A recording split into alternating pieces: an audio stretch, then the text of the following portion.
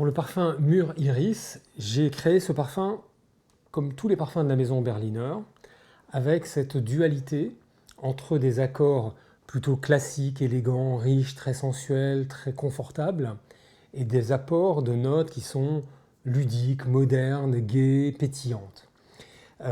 Et ça se retrouve dans le nom de ce parfum, Mûr et Iris. Alors l'iris, c'est vraiment toute une histoire dans la parfumerie parce que c'est une fleur que tout le monde connaît ou peut connaître. Voilà, c'est une tige avec les fleurs en haut, dans les bleus, bleu ciel, violet, qui n'a aucune odeur. Et donc cette fleur, en fait, elle ne sert à rien en parfumerie. Ce qu'on utilise, ce sont les rhizomes, c'est-à-dire les racines, la partie donc enterrée de cette fleur. On la récolte, on coupe donc les racines qu'on garde et on jette les fleurs ou bien sûr on les utilise pour les fleuristes.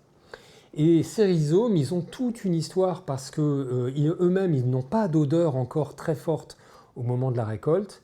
Et en fait, on va les réduire en poudre et on va les laisser fermenter pendant un certain nombre d'années.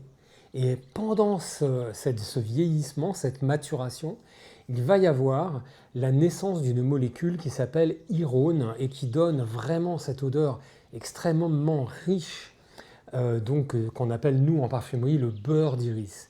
Donc le beurre d'iris, en fait, c'est ça, c'est une odeur qui est un peu violette, assez fleurie, mais aussi avec un côté boisé, avec un côté un peu terreux, un côté un peu sucré. Et tout ça réuni, extrêmement puissant, tellement puissant qu'on n'a pas besoin d'en mettre énormément dans le parfum, parce que d'abord c'est extrêmement cher, et puis aussi parce que sa puissance nous permet de le sous-doser, voire même mettre des microgrammes de cet ingrédient. Et comme il a plein de facettes, mon jeu en fait c'est de jouer sur ces facettes et d'aller les pousser.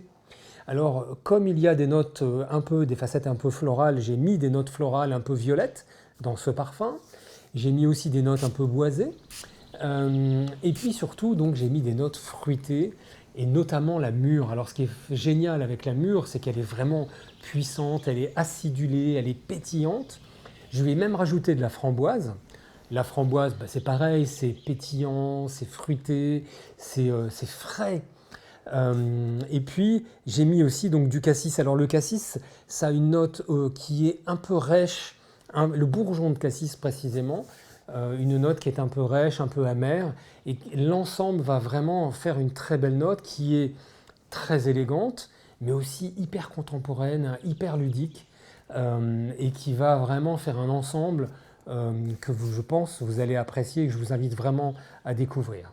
Bon, j'ai été très heureux de vous présenter les parfums de la maison Berliner.